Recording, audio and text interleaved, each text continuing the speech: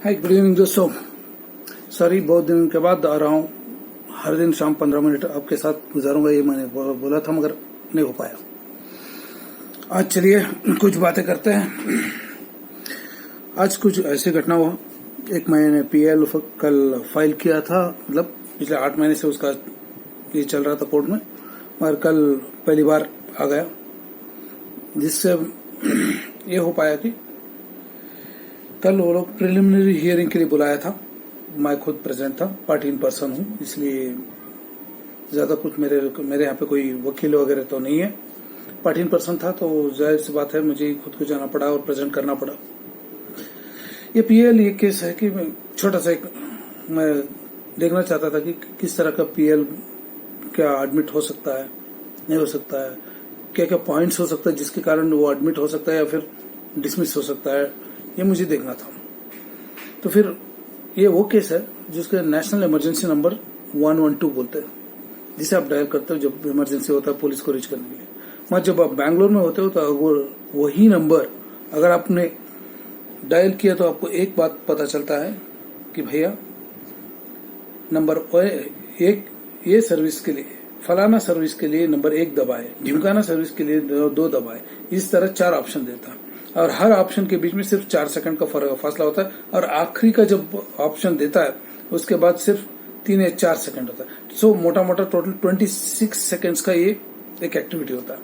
मान लीजिए एक महिला के ऊपर अटैक हो रहा है और वो डायल करना चाहती है, पुलिस का मदद लेना चाहती है। दिल्ली में पीसीआर वगैरह बोलते हैं, ऐसे यहाँ पे होयसड़ा वगैरह बोलते हैं, ठीक है, each city has its own. जब वो महिला डायल करती है नंबर तो फिर वो इंस्ट्रक्शंस सुन के बैठना पड़ता है, जबकि उसको पहले ही अटैकर्स का पीछे है। तो ऐसे टाइम में उसको क्या करेगी? जबकि मेरा बैकग्राउंड है टेलीकॉम, कॉल सेंटर का बैकग्राउंड है, मैं एक बीपीओ कंपनी में मैनेजर के तौर पे मैं काम कर चुका हूँ, सब कुछ है। फिर भी मैंने टेस्ट करके के लिए देखा तो मुझे 3rd अटेम्प्ट में मुझे चॉइस करने को मिला, क्योंकि हर कोई बंदा केबीसी का ये नहीं होता है, कैंडिडेट नहीं होता है जो फास्टेस्ट फिंगर फर्स्ट कर दे, नहीं हो सकता ये। तो इसी के वजह से क्या हुआ कि 112 में आपका राइट एक्सेस नहीं मिलता था। जैसे कि मान लीजिए क्या होता है, आप अमेरिका में 911 है नंबर, अगर मैं गलत ना हूं तो, या फिर कहीं पे भी हो दुनिया भर में, जब आप इमरजेंसी सर्विसेज के लिए फोन करते हो तो वहां पे एट द अदर एंड, मतलब जहाँ पे वो कॉल लैंड होता है वहां पे आपको क्या होता है, एक बंदा या बंदी पिकअप करते हैं, आपसे बात करते हैं। तब क्या होता है, पीछे जो अटैकर है उसको, या फिर अटैकर नहीं, कोई भी इमरजेंसी सिचुएशन, आपको पहला पॉइंट आपको तसल्ली मिलता है। दूसरा, आप कितना भी इमरजेंसी में रहो तो थोड़ा सा दिमाग ठंडा हो जाता है। तो ऐसे सिलसिले में ये हुआ था। तो इसी सिलसिले में पिछले कई दिनों से मेरा वो कोर्ट को जाओ, उसको कुछ वो ऑब्जेक्शंस लेते हैं, उसको फाइल करो, ये करो, सब कुछ चलता था मेरे नौकरी के साथ साथ, क्योंकि मैं तो नौकरी नहीं छोड़ सकता हूँ। छोटा सा सैलरी आता है सर, कोई बड़ी सैलरी नहीं मेरा वैसे भी। तो फिर मुझे उस सैलरी के साथ साथ मुझे ये भी काम करना था, तो करके हो गया। तो कल मंडे के दिन 4 अप्रैल को उसका प्रिलिमिनरी हियरिंग के लिए बुलाया गया था। उसका आपको वीडियो मिल जाता है, Karnataka high court channel number 1, ये अगर आपने सर्च कर लिया यूट्यूब में तो आपको मिल जाता है। कल के डेट में देख लीजिए, मैं ब्लू शर्ट पहन के प्रेजेंट किया हूँ, बाकी के सभी लोग अपना काला कोट में है, वो एडवोकेट्स है इसलिए उनका यूनिफॉर्म है।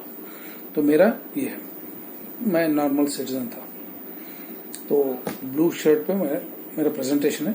2-2.5 मिनट का कुछ है, ज्यादा भी नहीं। उतने में मैंने 3 पॉइंट कवर करना था मगर नहीं हो पाया। सिर्फ उसमें से एक पॉइंट हुआ जिसके ऊपर था आईवीआरएस के ऊपर। एक आईवीआरएस है जिसका हमने ऑब्जेक्शन लिया है कि भैया ये जो वॉइस सर्विसेज जो होता है उसको आपने हटा दीजिए। जैसे सेकंड रिंग होता है तो फिर तुरंत वहां पे कोई बंदा या बंदी पिक करना चाहिए कॉल, ये एक होना चाहिए। दूसरा, मान लीजिए कई बार ऐसे सिचुएशन भी हो जाता है, मान लीजिए कहीं पे राइट हुआ है, कुछ दंगल हुआ है, या फिर कहीं आगजनी हुआ है, कहीं आग लग चुकी है, तो ऐसे टाइम में बहुत सारा कॉल फ्लो हो जाता है। या फिर मान लीजिए अर्थक्वेक ही हो गया, नेचुरल डिजास्टर्स कुछ नहीं कर सकते। तो ऐसे टाइम में अगर कॉल्स बहुत सारा फ्लो हो जाता है तो फिर उसके लिए हमने सजेशन भी दिया है पिटीशन में कि भाई, क्योंकि लोकेशन मैप हो जाता है, कहाँ से कॉल कर रहा है बंदा, कौन सा टावर से ये मैप हो जाता है। तो फिर अगर पूरा लाइन्स बंद है, जैम पैक हो चुका है, तो ऐसे टाइम में बिजी के बजाय वो लोकेट कहाँ से कॉल कर रहा है उसका लोकेशन पता चलता है। एक इमीडिएटली क्या करेगा, वो कॉल डाइवर्ट होके जो उस लोकेशन के नजदीक में जो कुछ भी कांस्टेबल से लेके ऑफिसर कोई भी हो, जो कुछ भी इमीडिएट अवेलेबल रिसोर्स रहेगा उसको कॉल जाएगा, कॉल डाइवर्ट होके उसको कॉल जाएगा और वो अटेंड करके ये कर सकता है, उस सिचुएशन को हैंडल कर सकता है। ये हमने सजेशन किया हुआ है। अभी ये सब कुछ प्रेजेंटेशन अगले जो 11 तारीख को डिटेल प्रेजेंटेशन है उस वक्त मेरा हो जाएगा। तो वो एक हो गया। दूसरी बात यह है कि पेनाल्टी क्या होता है। मेरा इसी सिलसिले में रामराजन की, ये आईपीएस ऑफिसर डीसीपी है साइबर क्राइम बैंगलोर, तो वो मुझे बुलाए थे, तो हम दोनों बहुत सारे इसी पे काम कर रहे थे। तो एक दिन क्या हुआ, शाम को उन्होंने IVRS निकाल दिया। चलो देखते क्या होता है।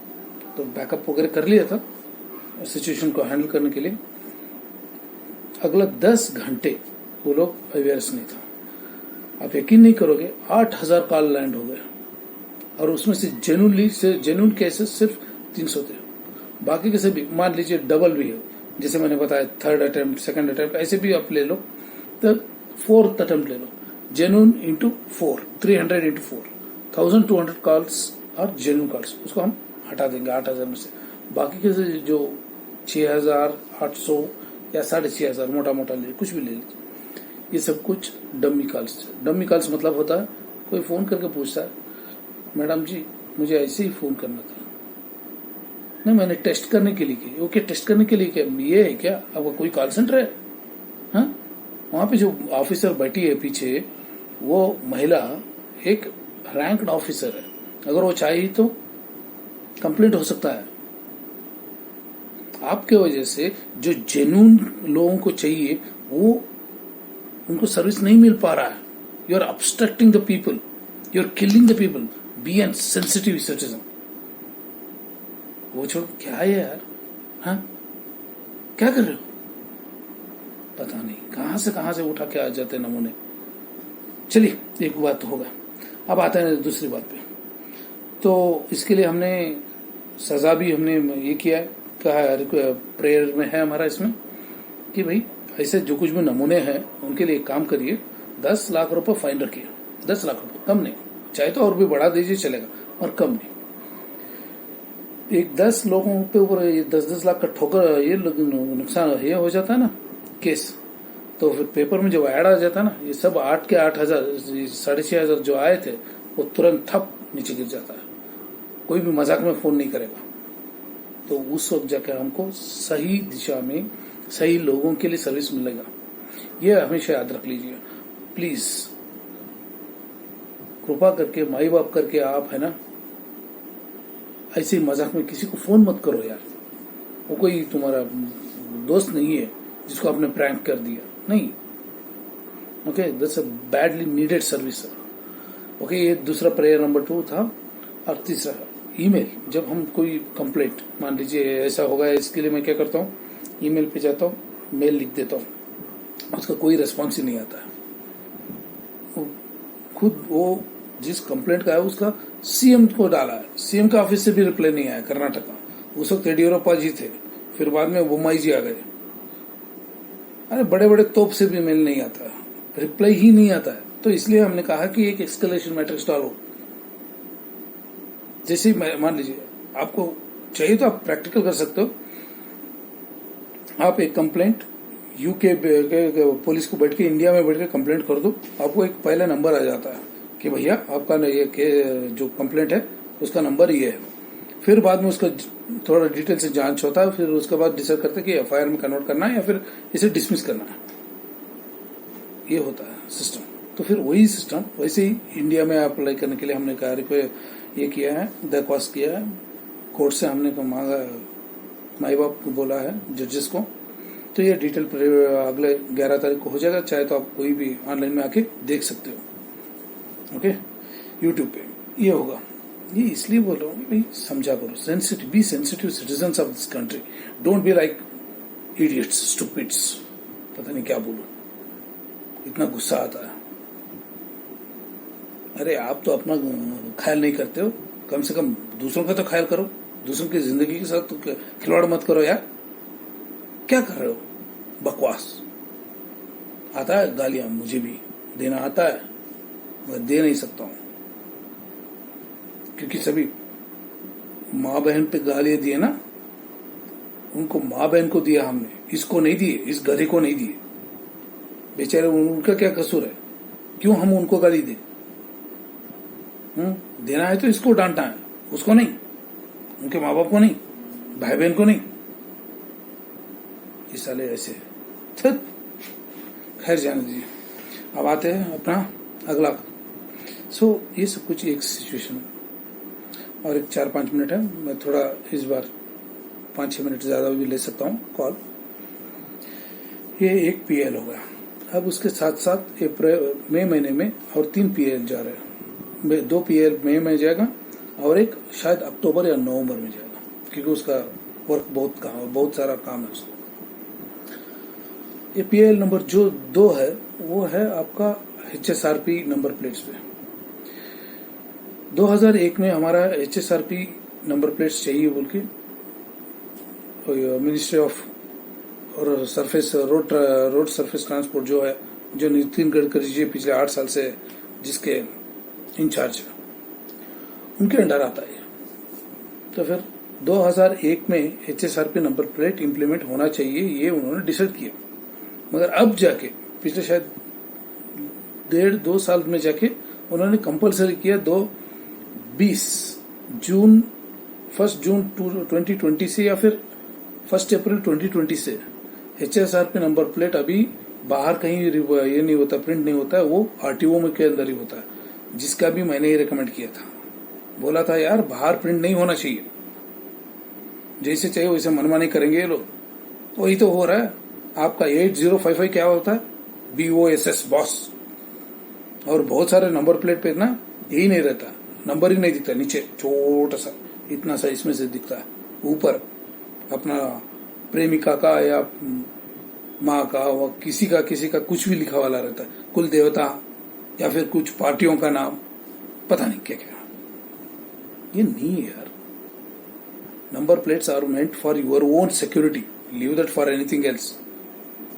अगर कुछ हो जाता है तो फिर उस वक्त आपका नंबर प्लेट आपका काम आता है, आपको आइडेंटिफाई करता है। कहाँ पे हो यार, कुछ भी नहीं है हमारे इसमें, खैर जाने दीजिए। तो फिर अभी क्या हुआ कि अभी बोल रहे गवर्नमेंट कि भैया सभी जितने भी पुराने HSRP नंबर प्लेट जो अभी कंपलसरी है, उसके पहले जितने भी रजिस्टर हो गए उन सबका अगले 3 साल में नंबर प्लेट बदलना है HSRP पे। बोलिए भाई, जब मैंने उसका प्राइसिंग कंपेयर किया, मैंने एक एक्टिवा लिया था 2006 में, उस वक्त मैंने 125 रुपीज दिया था नंबर प्लेट के लिए। यकीन नहीं आता आपको, वही दाम पे मुझे उस जमाने में HSRP का नंबर प्लेट आता था। बोलिए, अब मैंने वहां पे वो नंबर प्लेट लिखा है जो नॉर्मल है। उस वक्त मुझे इतना सब कुछ नॉलेज नहीं था सर, ये अभी लड़ते लड़ते ये सब कुछ आ गया। अगर पहले उस वक्त था तो मैं HSRP उसी वक्त बना देता था मेरा गाड़ी के लिए। खैर जाने दीजिए। ये जो इसके भी मैंने यार मेरा क्या गलती है, अगर गवर्नमेंट उस वक्त कंपलसरी किया होता, आज जैसे हुआ था, तो फिर उस वक्त खैर है ना, तो फिर गलती वो करे, गवर्नमेंट करे, उनके ऑफिसर्स गलती करे, मगर भुगते हम। भाई क्या लाजवाब है, ऐसे तो नहीं हो सकता ना। तो इसीलिए ये अगला पिटीशन है, उसमें मेरा स्ट्रॉन्ग कंटेंशन है कि भाई उसका हमने वर्कआउट भी दिया है, किस तरह कर सकता है, क्या क्या हो सकता है। तो उसके हिसाब से आपको हर बंदे को जो पुराने हैं, जिनका नॉन HSRP नंबर प्लेट्स है व्हीकल्स पे, उन सभी को फ्री ऑफ कॉस्ट, एब्सोल्युटली 1 रुपए भी इतना चार्ज करते हुए वो आपको RTO वाले डाल के देंगे। इसका गारंटी मैं दूंगा। वर्कआउट हमने कर दिया, बजटिंग वगैरह चीज सब कुछ कर दिया, क्या कास्टिंग होता है, कैसे होता है, उलट जो हमने प्रेजेंट कर रहे हैं, किया है एक्चुअली। मैंने मिनिस्ट्री ऑफ कॉर्पोरेट इनको रोड ट्रांसपोर्ट वालों को, नितिन गडकरी जी को पर्सनली मेल लिखा हूँ उसी इसमें पूरा कि किस तरह किया जा सकता है, क्या किया जा सकता है वगैरह वगैरह सब कुछ लिखा हूँ। ओके, 2017 में भी लिखा था, वो कुछ अपने कान पे नहीं डाले थे। फिर बाद में 2020 में फिर से मैंने लिखा HSRP नंबर प्लेट कंपल्सरी चाहिए, और 17 में भी 15 में भी 15, 17 और 20 में जब मैंने रिपीट किया तब तक के लिए वो इम्प्लीमेंट हो चुका था, मुझे मालूम नहीं था। फिर भी it's okay, fine, no problem, nothing to worry about that. मगर अभी है वो है, देख लीजिए 15 और 16, 17 में मैंने खुद लिखा था। उसमें मैंने लिखा था कि भैया नंबर प्लेट जो कुछ भी है, अगर गाड़ी आता है, मान लीजिए 2 ऑप्शन है आपके पास। एक, जैसे ही एक गाड़ी बिक्री हो जाता है कहाँ पे, शोरूम में, तो फिर उस गाड़ी को उठा के उनको जो कुछ भी आरटीओ है उसके पास गाड़ी में लेके आना है, चला के नहीं। वेरी क्लियर, बगैर नंबर प्लेट का आप गाड़ी रोड पे नहीं ला सकते हो, रूल है, चाहे तो आप देख लीजिए। तो फिर इसके बाद हमने क्या किया, बोला कि अगर ऐसा है तो एक काम करिए, थैंकफुली एक काम करिए आप कि भाई उस गाड़ी को एक ट्रक में ला दिए, फिर उसको आरटीओ में लेके जाइए, नंबर जो कुछ भी प्रोसीजर है, प्रोटोकॉल है, उसे फॉलोअप करिए। वहां पे क्या होगा कि भाई आरटीओ को सब कुछ फोटो लेगा, उसका वीडियोग्राफ करेगा कि कौन सा कलर है, क्या है वगैरह, उसका पूरा अपलोड होगा, सॉफ्ट वर्जन हो जाएगा। फिर उसके बाद वो नंबर प्लेट प्रिंट होगा, और नंबर प्लेट प्रिंट होके उसका वो लगाते हुए खुद आरटीओ का स्टाफ लगाएगा, उसको पंच करेगा। ये हमने कहा था, आज यही हो रहा है, आज यही हो रहा है आरटीओ में। मैं उसका कॉपी चाहे तो मैं दे दूंगा, किसको चाहिए तो उसको मैं दे दूंगा, मुझे कोई ये नहीं है। आज वही हो, एक बात उन्होंने इम्प्लीमेंट कर दिया, बहुत तसल्ली हुई। यार कुछ तो काम करते हो जाता है, कभी कभी हो जाता है। ठीक है, एक ये हो गया, तो बड़ी बात ये है, ये अच्छी बात है। तो ये तो इसी सिलसिले में हमने कहा कि भाई अभी लिखा है, उसका कोई जवाब नहीं आया। वैसे नहीं आता है, बीजेपी गवर्नमेंट कोई जवाब नहीं देता है। आइडिया आपके यहाँ से ले लेते हैं, इम्प्लीमेंट भी कर लेते हैं, मगर क्रेडिट कभी नहीं देंगे वो। खैर रहने दीजिए, क्रेडिट किसको चाहिए, मेरा देश आगे आ गया तो मैं आगे आ गया। ठीक है, ये होगा। तो फिर आपको नॉन HSRP से HSRP नंबर प्लेट कन्वर्शन के लिए 2 व्हीलर के लिए 400 450 रुपए कुछ है, और 4 व्हीलर्स एंड अबो जो कुछ भी है नॉन 2 व्हीलर्स उसको 1100 रुपए है। भाई मैं क्यों दूं, मैंने ऑलरेडी तो वही पेमेंट मैंने कर चुका हूँ उसी वक्त जब मैंने गाड़ी ली थी। अगर आपने उसी वक्त इम्प्लीमेंट किया होता तो फिर मुझे ये दोबारा पेमेंट करने की जरूरत नहीं पड़ती थी। तो गलती आपकी है, तो जाहिर सी बात है भुगतो आप, मैं क्यों भुगतूं यार। इसीलिए मेरा लड़ाई उस पर है, और हो जाएगा। कास्टिंग मैंने जैसे बोला कास्टिंग वर्कआउट करके दिया हूँ, और उलट इसके एकदम उलट मैं जिस तरह कास्टिंग वर्कआउट करके दिया हूँ, फ्री देके HSRP नंबर प्लेट फ्री देके हर आरटीओ को 20 करोड़ रुपए मुनाफा होगा। ये बोलिए कैसे। हाँ, ये आ जाएगा आपको, जैसे PL फाइल हो जाएगा तो पूरा डिटेल्स आपको प्रेस में वगैरह में आ जाता है। तब तक के लिए ये थोड़ा सीक्रेट है कि मैंने कैसे किया, वर्कआउट किया, क्या किया, सब कुछ वो मैं फार्मूला है, सीक्रेट फार्मूला।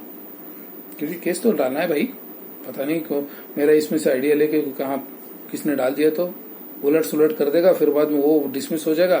फिर बाद में उसके बाद मैंने केस फाइल किया तो वो भी डिसमिस हो जाएगा उसके ग्राउंड पे। इसलिए मैं नहीं चाहता कि उसके ग्राउंड पे मेरा केस डिसमिस हो जाए। तो इसीलिए मैंने उसको थोड़ा क्या बोलते हैं, ताले में डाल के रखा हूँ, पिंजरे में डाल, लॉकर में। ये हो जाएगा, अगले महीने में फाइल हो रहा है। ये हो गया केस नंबर 2। टैक्स भाई, टैक्स पे सब लोग बूम मारते हैं, टैक्स आ गया बस खत्म, मेरे से इतना ले रहा है, उससे इतना, ढंकाना से उससे उतना से। कभी जाके आवाज उठाओ, वर्कआउट करो, होमवर्क करो, आवाज उठाओ यार। आज मैं उठा रहा हूं आपके लिए, आप सबके लिए मैं उठा रहा हूं। यकीन मानिए, मैंने जब एक सब कुछ वर्कआउट किया, डेटा निकाला, और इसे मैंने प्रेजेंट किया था जब मनोहर पानीकर जी फाइनेंस मिनिस्टर थे, उनको मैंने भेजा था, मुझे याद है, मेरे पास डाटा प्रूफ भी है उसको। मैंने कुछ नहीं किया, आराम से उसको बाजू में रखा। वो है 2015 के 15 में, शायद 15 या 16 में मैंने भेजा था, उसको बाजू में रख दिया मैंने। ठीक है, उसके बाद फिर से मैंने 20 में डाला, वही उसको अपेंड करके मैंने डाला और भी इम्प्रूवमेंट करके उसको बैकअप करके मैंने फिर से मेल भेजा निर्मला सीतारामन जी को। बहुत बड़ा प्रणाम आपको, काम नहीं किए यार, मैं क्या करूं। सच बोलता हूं, मैं इतना डिटेल्ड वर्कआउट करके किया हूं ना, सच बोलता हूं, जिसका इनकम सालाना 10 लाख रुपए तक है उसको 1 रुपए भी इनकम टैक्स भरने की जरूरत नहीं है। साथ ही साथ में अगर आपका टोटल कुल टैक्स जो आप पेमेंट करते हो, मतलब जीएसटी वगैरह जो कुछ भी खरीदी करते हो, इंक्लूडिंग इनकम टैक्स, कुल टैक्स बोल रहा हूँ, इनकम टैक्स, फलाना ढिमकाना, एक्साइज ड्यूटी, कस्टम्स ड्यूटी, ये वो सब कुछ मिलाकर आपको किसी को भी अपना पूरा आय में से, इनकम में से 25% से ज्यादा पेमेंट करने की जरूरत नहीं है। कितना भी कमाओ, करोड़ों कमाओ, अब्जों कमाओ, फिर भी 25% से ज्यादा आपको देने की जरूरत नहीं, सभी मिला के। ओके, अगर सिस्टम को आप अपग्रेड किए तो, अगर आप में करने की क्या बोलते हैं उसको, जज्बा हो तो, करने की चाह हो तो, अगर आप पूरी उस तरफ काम करोगे तो यकीन मानिए आपको 10 लाख रुपए तक वाले को 1 रुपए भी इनकम टैक्स देने की जरूरत नहीं। मगर आज के दिन मैं बोल रहा हूं, आज के दिन 10 लाख रुपए जिसका सैलरी है सालाना, उसको 1 महीने का तनख्वाह मतलब है 80,000 रुपए नहीं है, सिर्फ 11 महीना कमाता है, 1 महीना गवर्नमेंट के लिए जीता है, और उसके अलावा वो जीएसटी वगैरह फलाना ढिमकाना सभी भरा वाला रहता है। जीएसटी किस पे, जो आइटम्स लेते हो उस पे, दारू पे क्या एक्साइज ड्यूटी है भाई, हो गया, ठीक है। उसके बाद पेट्रोल पे क्या, वैट है, वहां पे जीएसटी नहीं, वैट है, जो इतना बड़ा लंबा छुट्टा लगता है, तो उसका क्या। अगर आप ये सब कुछ देखते हो तो फिर आपको ये जितने भी है तकरीबन, मानिए आप, यकीन मानिए, इंसान almost 50% of his income pays as tax. अगर जहां पे भी कोई भी संसार में किसी भी जगह पे अगर आपको 25% से ज्यादा, आपका इनकम में से 25% से ज्यादा अगर आप टैक्स भरने की नौबत आती है, तो फिर वहां पे टैक्स अवॉइड, वो यार मुझे भी लगता है जलन होता है। करोड़ रुपए कमाता हूं, मान लीजिए, मुझे वैसे उतना नहीं है, मेरा सिर्फ 3 लाख रुपए सालाना, छोड़ दीजिए, करोड़ रुपए कमाता हूं, एक उदाहरणार्थ दे रहा हूं, करोड़ रुपए कमाता हूं और 30 लाख रुपए मुझे उठा के ऐसे ही देना पड़ता है इनकम टैक्स के तौर पे। 30 नहीं, 25 लाख कुछ आता है, तकरीबन 25 आता है, वो स्लैब वगैरह काट छोड़ के। फिर उसके बाद मैं जीएसटी का पूरा सालाना इंक्लूड कर लिया, एक कार खरीदा उस पे जीएसटी, एक ये खरीदा उस पे जीएसटी, सर्विसिंग को दिया उस पे जीएसटी, ये सब कुछ मिला है तो तकरीबन मोटा 60% मेरा इनकम सिर्फ गवर्नमेंट को दे रहा हूं। कमा रहा हूं किसके लिए यार।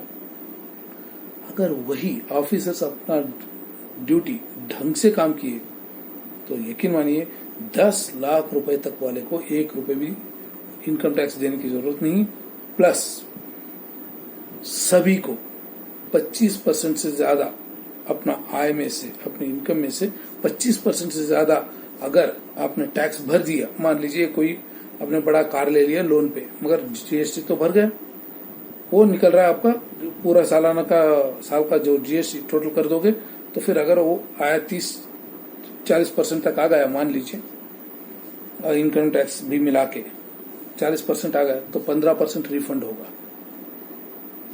मैं कोई हवा में बातें नहीं कर रहा हूं, इसका भी पूरा कैलकुलेशन है, पुख्ता कैलकुलेशन है।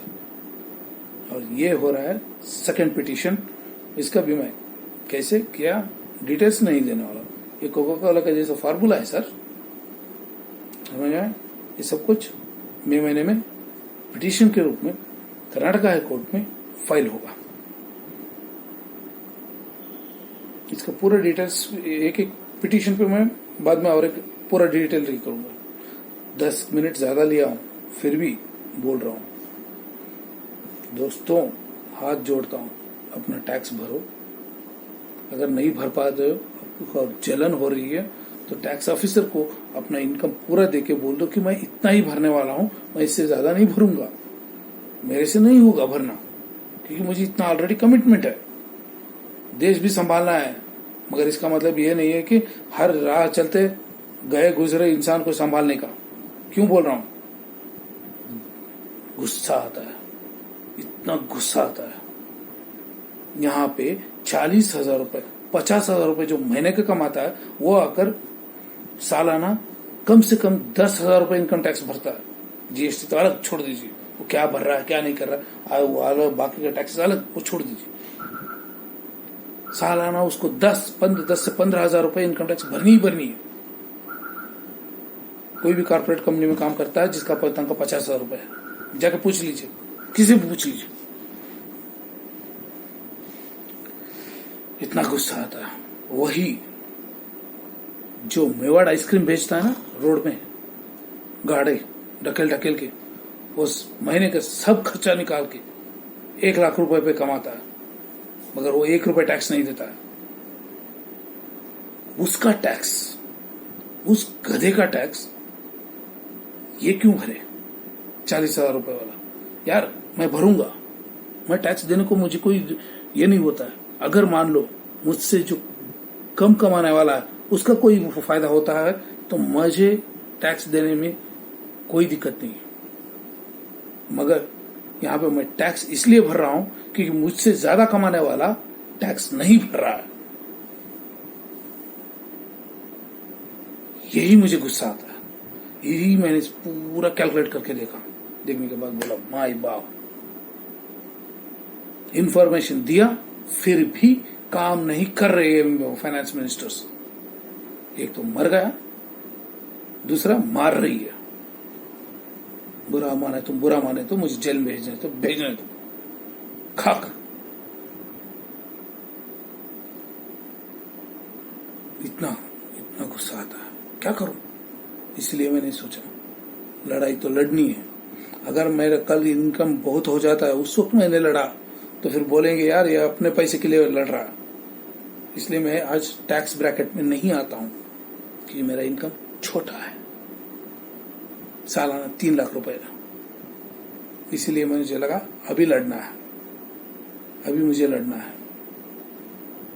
मुझे कोई मुनाफा नहीं है उसमें। मुनाफा जो कुछ भी है वो सभी 5 लाख से ज्यादा कमाने वालों को मुनाफा है, और कॉर्पोरेट्स को भी है। कॉर्पोरेट्स भी डुबाते हैं, क्या करे? 1000 करोड़ रुपए का मुनाफा हुआ, 300 करोड़ उठा के दे दो। कैसे देगा यार? कैसे देगा? वो उसको भी चलता है। क्यों?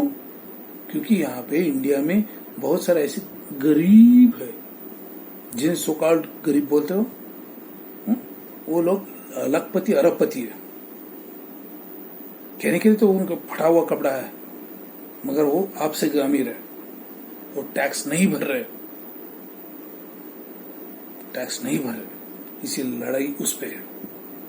7-2। गुड नाइट, फिर कल मिलते हैं। थैंक्स।